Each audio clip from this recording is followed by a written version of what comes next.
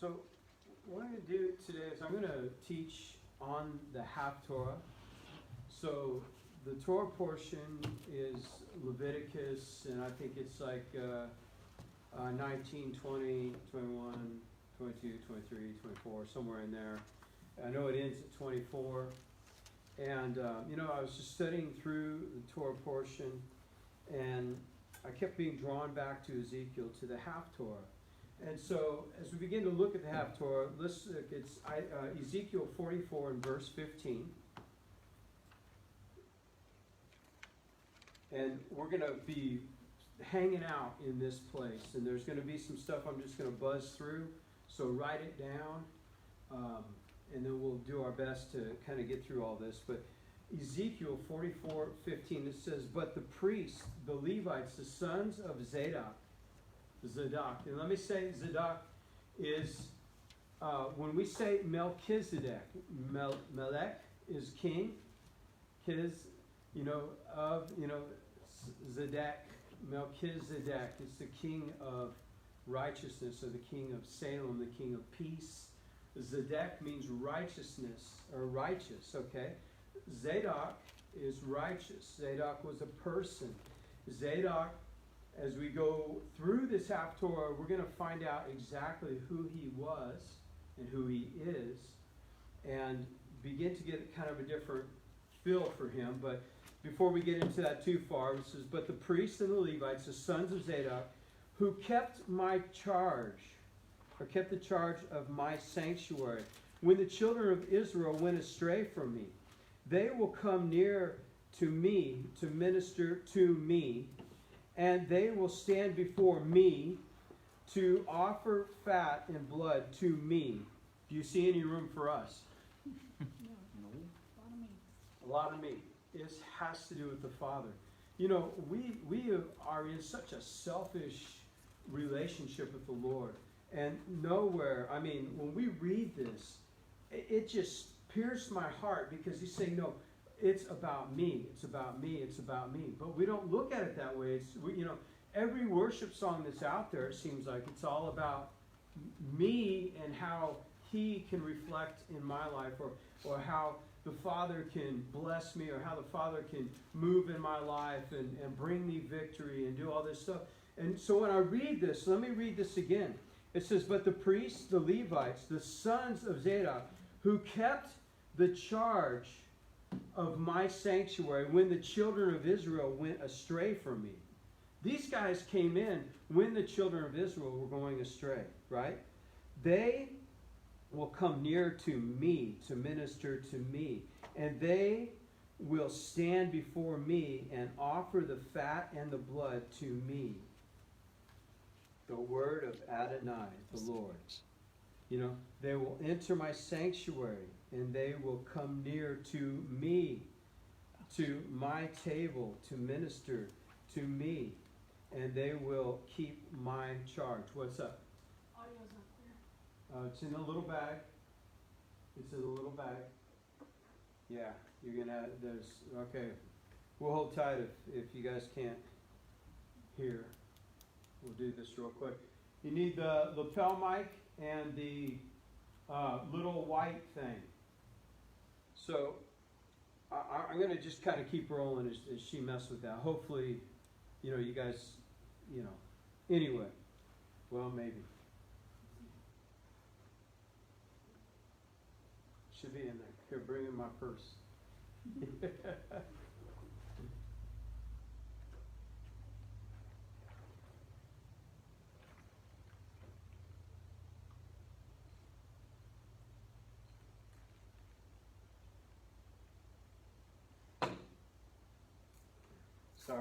Sorry, live people. Dude, don't look. Technical difficulties.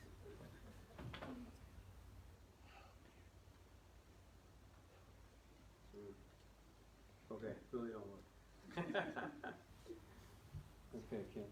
If you can just plug Oh, that's right. Go for it. this in. Okay. Who was saying they can't hear? Kamari. Okay. Quit your whining, Kamari.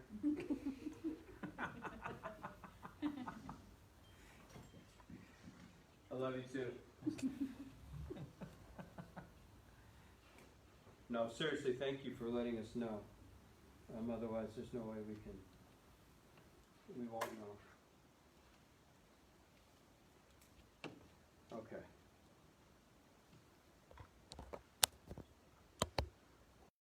Okay.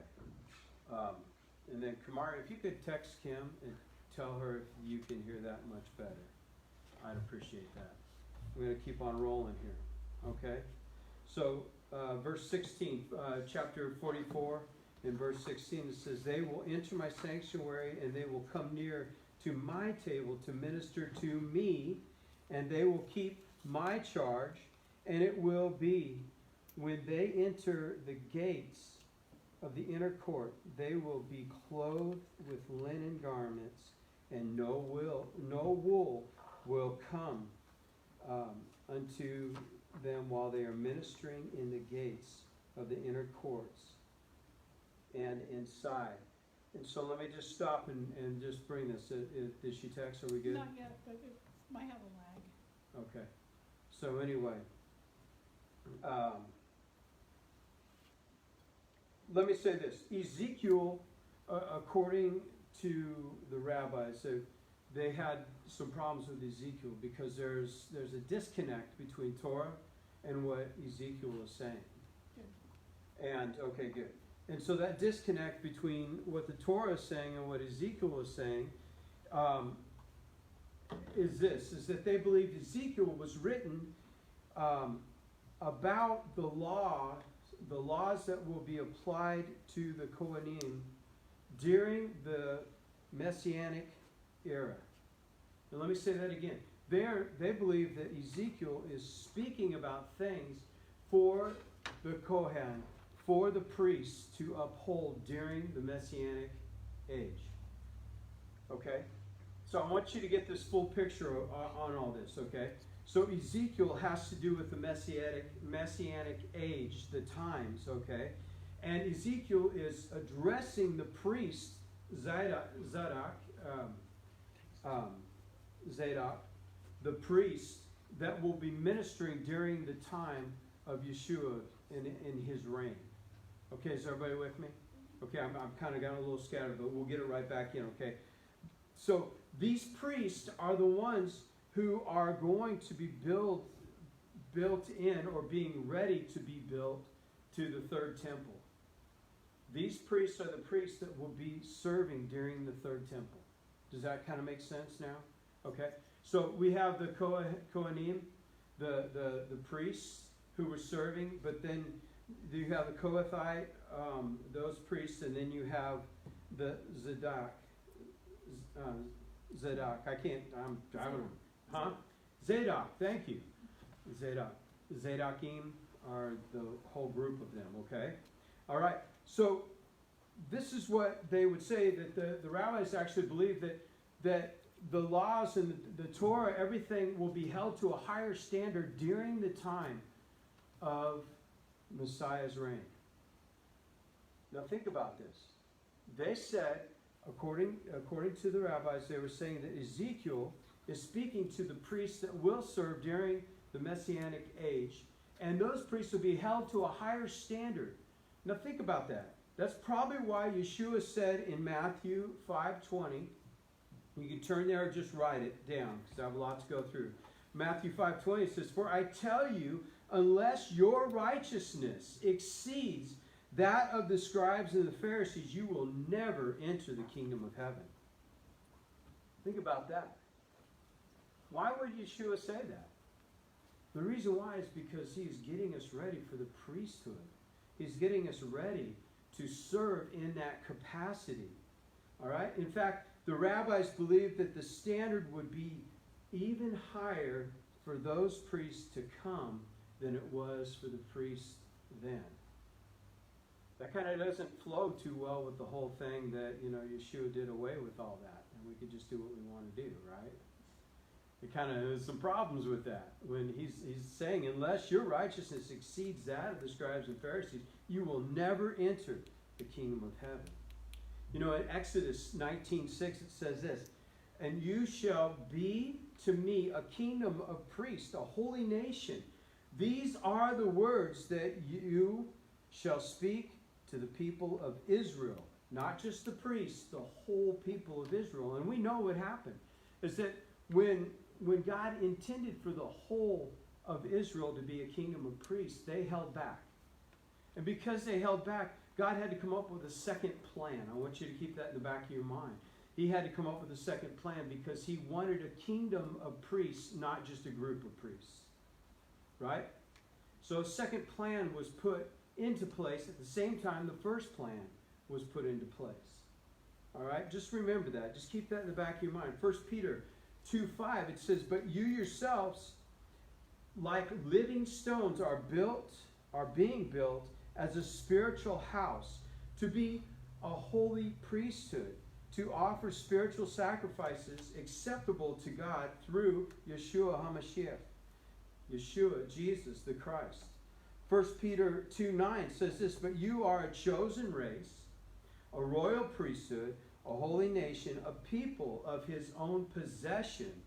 Remember I said, that was the second choice. He wanted a whole people for his possession. Instead, he just got the priests. Because they said, no, we won't do that. Okay?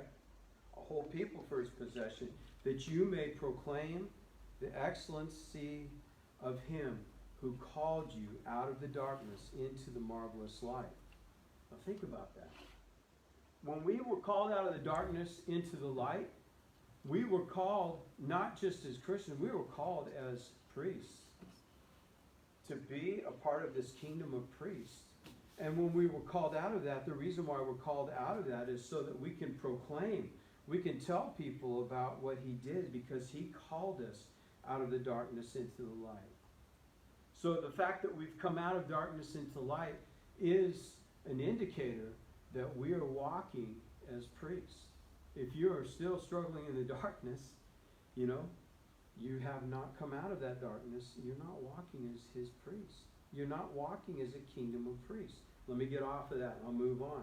Revelations 1:6. And I've used these scriptures over and over. I'm coming back to them because I'm defining the fact that these priests that are being spoke about in Ezekiel are the priests that we are to become.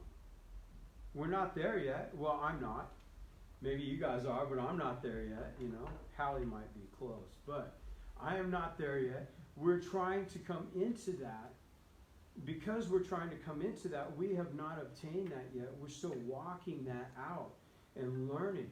There's so many things, even in the culture of Messiah, that we did not understand, that we thought had been done away with, and then we're like, well, wait a minute. So we're supposed to do that? And so we're learning, we're becoming that kingdom of priests.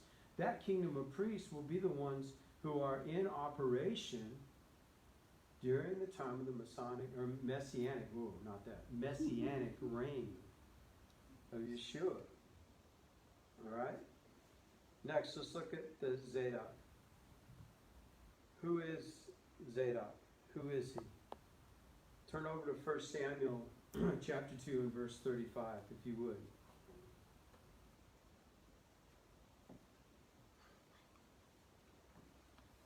And, man, I am freezing in here. Anyway. I'm cold.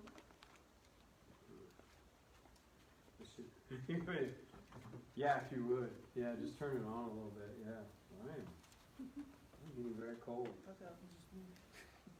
So Zadok. Who is Zadok? 1 Samuel chapter 2 and verse 35, it says, "And I will raise up for myself." Who is this for? Myself. Himself. You know what? If we're operating as priests and it's not about him, we are not serving the God of Israel. We are not serving the God of the Bible. We're not serving the King of Kings. We're serving something else. Let me make that really, really clear, okay? When we serve ourselves and we're serving all these different things, we are not serving him. It says, "I will rise up for myself a faithful priest, who shall do according to what is in my heart and in my mind." I said this quite some time ago, but when did we ever get the idea that our hearts set the bar for what is acceptable to God. You know, and we've heard that, you know, well, brother, just do whatever is in your heart. You know, what's in your heart to do? Well, no, our heart does not set the bar for what God wants us to do. That doesn't end very well, you know. Well, if you don't know, what is your heart telling you? No, it's what His heart's telling us, and we have His heart. It's written in this, and so we need to come back to that. That's where coming into a place where mentorship and where you're connected, to somebody that's hearing from God, or maybe a step ahead of you, so that you can glean from that and not be stuck. But our heart does not set the precedence of what does or does not offend God. His Word does.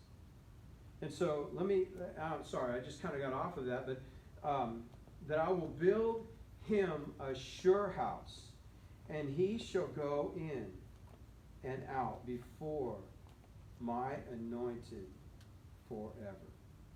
This is someone who's going to serve. Zadok was a man Zadok was the son of Eleazar, and Eleazar was the son of Aaron, the original Levite, the Cohen. Okay, you with me? Okay, so we have two things getting set up here. We have the Kohen, and we have the Zadok, or Zadokim. Okay, there's two things happening here. There was the original order, and then the second order. Is everybody kind of with me? And I'm going slow because I'm trying to set this up. I want people to understand what I'm saying. So the Zadokim were God's replacement due to the demotion of the Levites. Hebrews 6:20 says this, where Yeshua was going as, where Yeshua has gone as a forerunner on our behalf, having become a high priest forever after the order of Melchizedek.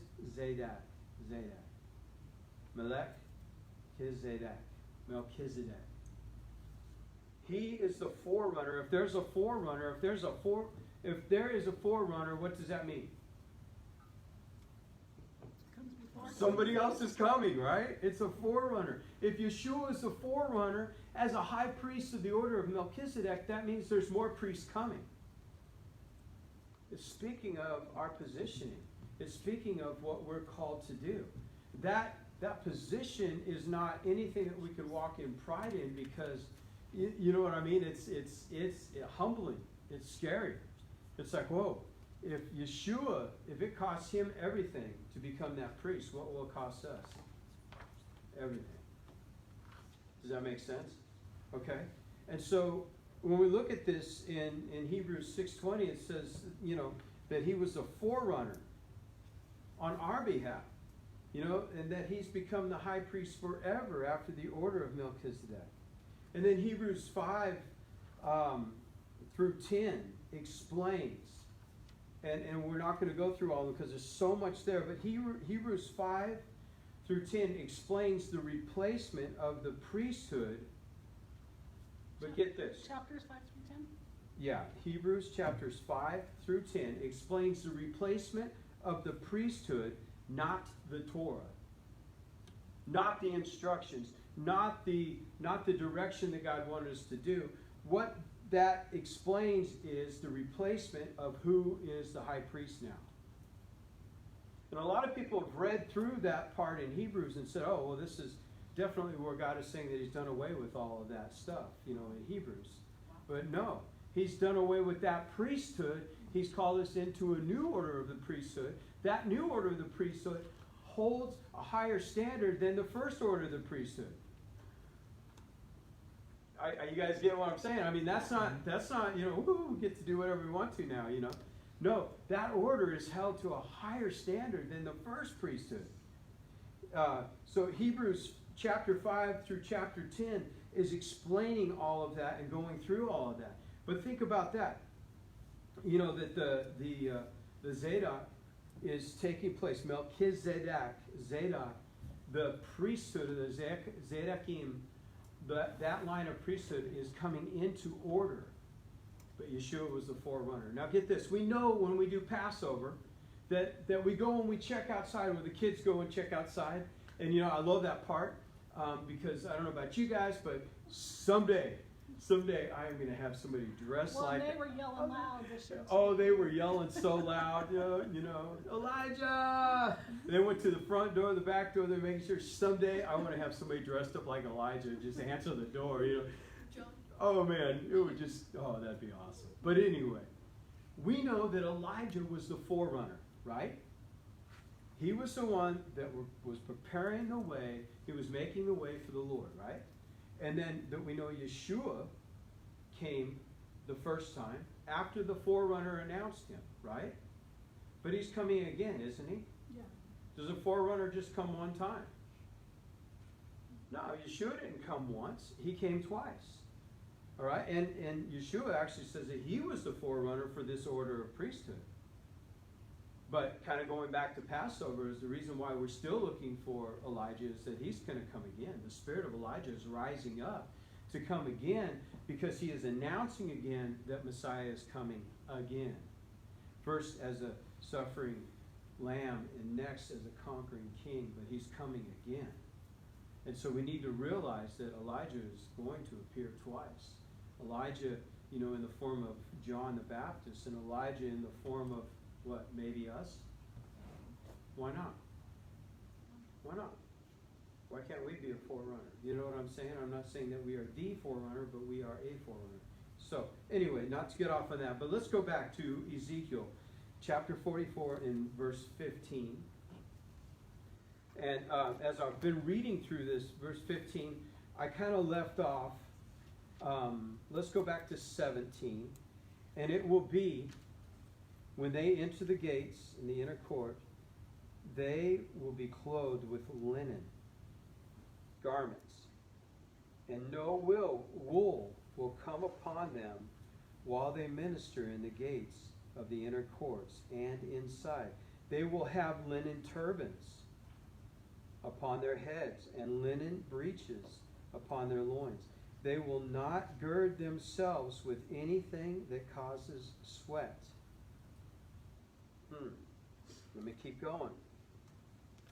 And when they go out of the inner court to the outer court, to the people, they will take off their garments in which they were ministering and lay them in a holy place, in the holy chamber.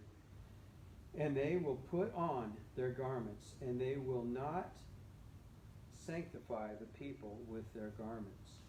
Now let me explain what's happening here, okay? What it's talking about is exactly what the Torah portion for this week is talking about.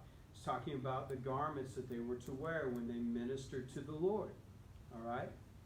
All right, and it's also in Exodus, where they were building those garments, you know, and I'll get to that in a little bit where that's at. But here in Leviticus, he's going back through those things. And he's saying that, and this is the Haftorah for that. So if that was the Levitical priesthood, and Ezekiel is talking about the Kohanim, the Zadok, then he's speaking to us. And then there's these garments. Let me get this. The garments were to honor the Kohanim. The garments were to be a vestment that were like a king's garments. These garments were setting aside the priest. It made them special, made them different. You know, years ago, it used to be, you know, the big deal. And still, even now, I know, you know, your brother is a highway patrolman. When they get out of the vehicle, first thing they do, put their hat on. Why? It's a sign of authority. Yeah. It's a sign of authority. You know, when you see somebody in a certain uniform, that's a sign of authority. You can look at that. It's the same thing that's happening here, is that God intended for the Kohath and the Zadok to both wear these holy garments. Why? Because it set them aside. And get this, he said, I want you to wear these holy garments, but when you're getting ready to go out among the people, take them off, because I don't want you to sanctify them with these holy garments. There's two things that are happening there. The first thing that's happening there is that he's saying, listen, these garments are something between you and me. They have set you aside for me, my service, my workings. They're not to be taken out of this place and just shown to everybody, because you're not sanctifying them. You're sanctifying yourself. You're in this place for me, not them. Does that kind of make sense? And so, man, thanks for turning that heater on. Feel warmed up.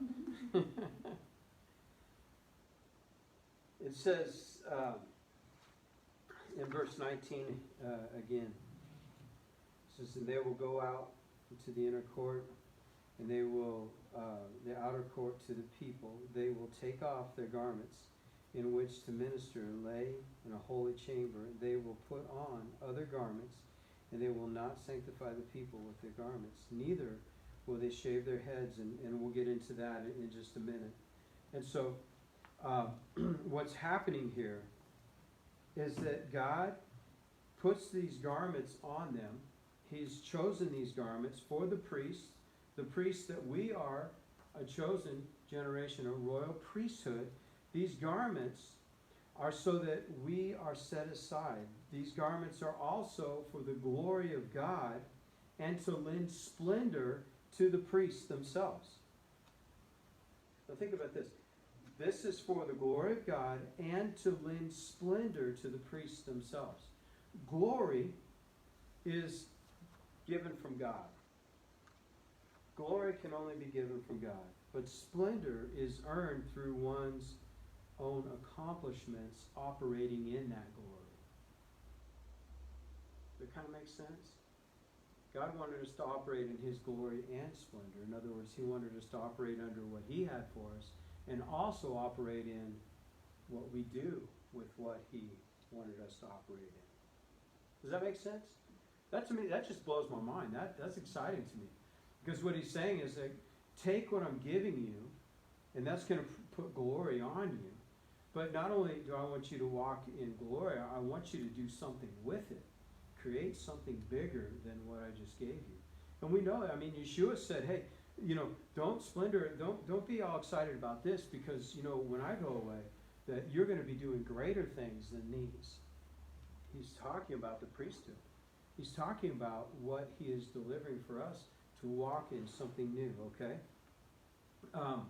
Let me just keep going, okay? The special nature of the vestment served to set the Kohanim apart from all the others when they performed the service. You looked out and you're like, oh, I know what he's here for. It was clear. The way that a person, this is something that one of the rabbis had written, the way that a person approaches the task influences how he will perform it. The way, and this is in the Chumash, in this portion, but it says this: the way, or actually it was in Exodus when it's talking about all the different vestments. But it says this: the way that a person approaches a task influences how he will perform it. In other words, dress for success. Dress for success. We don't really understand that so much anymore. You know what I mean? There are some settings that I'm involved with that I'm required to wear a suit to. The business meetings. I'm going to listen to leadership and leaders. I mean, on a Zoom meeting or on a live stream just last week, we listened to John Maxwell. And what they say, in this leadership group that I'm involved with, they said if you're even going to sit there and watch something, you should dress accordingly. Why? The same thing they say about school. Kids go to school, they dress like slobs, they're less likely to receive what they need to. That's why a lot of schools went to the uniforms. Why? Because you're dressing for success. You think different. When I'm wearing a suit, I feel like I carry myself differently than where I'm wearing shorts and flip-flops and a t-shirt. To a shirt. Or a tour shirt, yes. And so this is things that I'm working through myself, understanding this new understanding. we want to make sure that, you know, we're dressing in a way that's, it's a blessing, you know. And so anyway, not to get off on the physical, I want to stay focused on the spiritual. What does that begin to look like? So the way that a person approaches a task influences how he will perform it. The sages said that our own service to God should be the same way. We should take care to dress and conduct ourselves with dignity and respect for the ones before whom we stand, or before the one in whom we stand. You know what I mean?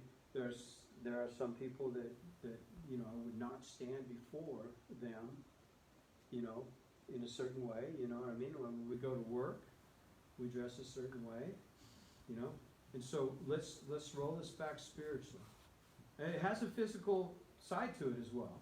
I mean, I'm not saying I'm going to go to wearing suits every week, but it has a spiritual side to it. It has a physical side, obviously. But the spiritual side is, when I come into His presence, am I clothed in the garments that He intended and commanded me to put on as a Zadok, as a priest, as a royal priesthood that Yeshua was the forerunner for? When I come into His presence, when I come into worship, when I come in the beginning of the day, when I'm ready to serve Him and set my day aside for Him, what am I wearing before Him? Am I there to minister to Him or to me? Does that make sense? And man, I know maybe this sounds a little harsh. I'm not trying to be harsh in this at all. All I'm saying is that the Lord has been showing me this all week, and I'm kind of excited about it. Because He's saying, no, you are a Zadok, you are a priest of that formation that I'm speaking about in Hebrews chapters 5 through 10. And because of that, how are you conducting yourself? You need to pay attention to that. You know, the vestments were made of materials that were contributed by people, by the people. This ensured that the Kohen would not get prideful, because they realized that they were a representative of Israel. In other words, the Kohen, when they put on those garments, when they were building the temple and building the articles for the temple, including the clothing for the priest, all of that came in through donations. So in a sense, get this, I mean, it's like if I was standing here and donated clothes, I can't be too proud. Does that make sense? It's not about me, because the children of Israel brought the donations into to be used for the temple. And here the priest is standing before them in that, you know. Could you imagine being the priest and you know, John comes up or whoever, you know, I'm just making up a name, but, you know, comes up and goes, oh yeah, I gave you that. That's my thread, you know, that's my old thread. No, it's new thread. But you know what I mean? It's like, it's not a hand-me-down, it was a hand-me-up. But in a sense, you know, you could see that the children of Israel would look at the priest and go, I donated that so that you could be set aside. They were invested. Absolutely. Absolutely. So, you know, it was to ensure that the priest would not get prideful, and for them to realize that they were a representative of the whole, not just the part. Now think about that, the Zadok, that's the Kohanim, that's the first group that God was doing away with, right? Because it wasn't His first plan, but then He came with the second plan, which is the Zadok, right? And the priestly order that is forever, all right? And so because of that, you know, we need to look at that. Our priestly garments were donated to us through Yeshua. Why? Because He took off His garment. He took off His righteousness, and He clothed us with His righteousness, and He took on our sin garment and was clothed in our sin and went to the cross So, you know, we are not standing here in our own clothing as priests that Yeshua was a forerunner for. We're standing here in clothing that he gave us. Changes it, doesn't it? Yeah. Makes you think a little differently. You know what I mean? I represent him. You know, I'm standing in a representation of the whole of Israel, because that is who the bride is. That's who Yeshua came for. Okay, so let me continue on. The priests were carrying out the nation's desires, the nation's desire to raise itself to a higher spiritual plane in its service to Yahovah. Let me say that again. The priests were carrying out the nation's desire to raise itself to a higher spiritual plane, and that spiritual plane was to serve Yahovah. So how do we apply that to us? I mean, our job, we are to teach, we are to give, we are to pour out of ourselves, and when we're doing that, we need to remember that when we do that, it's so somebody else can reach that higher plane that Yeshua paid for all of us to be on. Mm-hmm. That makes sense? Mm-hmm. Okay. All right. So let's move on. I'm about halfway done here. You know, if we were recording this live, I'd probably let me do just. I'd probably break this up, but I'm not going to. I'm just going to keep going. So Exodus 28 and verse 1. This is where it came from. Okay, these clothing. It says, "Now bring near to me Aaron, your brother, and his sons with him from among the people of Israel to serve me as priests." Who are the priests supposed to be serving? Him, right? Mm-hmm. To serve him. To serve me as priests, right? Okay. If we are Zadok, if we are under that priesthood, we are only here to serve him. And his purposes, as we serve him, spill out into the world that's around us, but the number one focus is that we're here to serve him, okay? To serve me as priest. Aaron and Aaron's sons, Nahab, Abihu, Eleazar, and Ithamar. "And you shall make holy garments for Aaron, your brother, the glory and for beauty." That's those where I said it was glory and splendor, right? "And you shall make," verse 2, "and you shall make holy garments for Aaron, your brother, for glory and for splendor," or beauty. Why? Because the glory is what God's doing, the beauty is what he's adding to it. Isn't that amazing? I just love that, the fact that the Father doesn't operate alone. He wants us to add into him. You know, he needs human, he needs us as human vessels to be pouring out him. He can't do it without us. Okay. Verse 3, "You shall speak to all the skillful, whom I have filled with the spirit of skill, that they may make Aaron's garments to consecrate him for my priest." So the garments were there from the very beginning to consecrate Aaron and that line of priesthood, because it was handed down over and over to that high priest. Those garments were to consecrate us as priesthood. Job chapter 29 and verse 14, just write it down. It says, Job says this, "I put on righteousness, and it clothed me. My justice was like a robe and a turban." Now, Job was written way before Torah was ever handed down, right? Before Moses ever brought down the Torah, right? But he was already living in it. We know that there was a Torah written on men's hearts, but then when they went into exile during Egypt, that the Father had to rewrite it down, but now he's taken it back off of those stones and put it back on our hearts. But Job, which is one of the oldest written books in the Bible, he's saying that I put on righteousness and it clothes me. That means that the garb or the robes of righteousness are what we are supposed to be wearing in a spiritual sense. And that's setting us apart as a Zadok, a priest that belongs to the Lord. Does that make sense? Righteousness. We need to walk in that righteousness. And it clothed me. My justice was like a robe and a turban.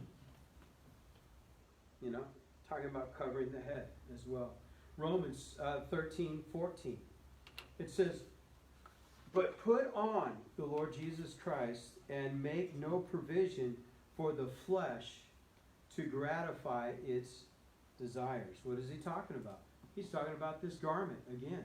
We are to put on that garment, the priestly garment of Zadok, to walk in this world, in this time, but put on the Lord Jesus Christ. He is our righteousness. That is the garment we should be walking in. And make no provision for the flesh to gratify its desires. Why? Because we are not here to serve us, we're here to serve Him.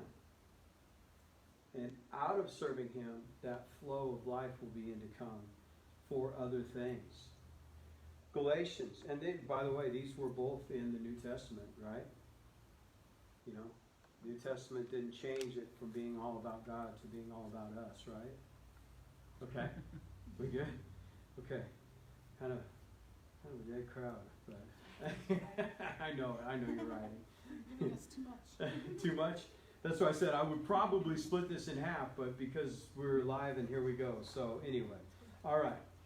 I don't want to lose anybody, but okay, let's go to Galatians chapter 3 and verse 27. It says, for as many of you as were baptized into Christ have put on Christ. He is our garment. That is our priestly garment. As many of us who were baptized into Christ have put on Christ, or as many as have been baptized into Yeshua have put on Yeshua. Mashiach. Why? Because he was a forerunner for the priests, for the priestly order that we are to be walking in, a kingdom of priests. I mean, that's what the New Testament tells us, right? That's what the Old Testament told us that he wanted, but instead he chose Aaron because they said no, right? Okay, I know I've driven that in pretty good. Ephesians chapter 4 and verse 22. You can write this down too. It says, but put off the old self, which belongs to the former manner of life and is corrupt through deceitful desires. Remember the priests, when they went in, they were to take off their clothes and put on other clothes, God's clothes, the priestly garments. Verse 23, and to be renewed in the spirit of your mind. The helmet of salvation, the turban. Verse 24, and to put on the new self, created after the likeness of God, in true righteousness and holiness. Wow, doesn't that sound like the priestly garment? I believe that as a Zadok, you know, as part of that nation of priests, a kingdom of priests, that's what the Father is showing us in Ephesians here, is that we need to put on Yeshua. We need to put on that new clothing, that our mind begins to change. Let me do one more on just the clothing here, okay? Revelations chapter 3 and verse 5. It says, the one who conquers will be clothed thus in white garments. Do you know that the bottom layer of the priestly garments they were white? There were 4 parts to that white garment, and those were the 4 parts that the priest that would be the only 4 parts that the high priest would wear into the Holy of Holies on the Day of Atonement. That bottom layer is called a kittel, and it is also that for every common man they would have a kittel. And when they wore that for their bar mitzvah, their marriage, the birth of their children, other weddings that they would go to. That was the white garment that is being spoke about here. and they're getting a renewed white garment, Revelations 3:5. And the one who conquers will be clothed in white garments, and I will never blot out his name out of the book of life. I will confess his name before my Father and before his angels. Wow. Isn't that amazing? When we make it about him, in the very end, he makes it about us. Man, that messes me up. If we would just make it about him, he would make it about us. Well, that's one thing to just walk in our own glory and our own thoughts, and all that stuff. But when we come out of that, and we're standing before the King of Kings and the Lord of Lords, and we're standing before the God of his creation, and he says, hey, let me tell you about this guy. Let me tell you about this girl. Man, that's awesome. Okay. I'm going to have you stop that and restart it so people can have there'll be a smaller portion, you know what I mean? So otherwise people won't watch the whole thing. And so you can go live. If you're live, hang on, we'll go back live.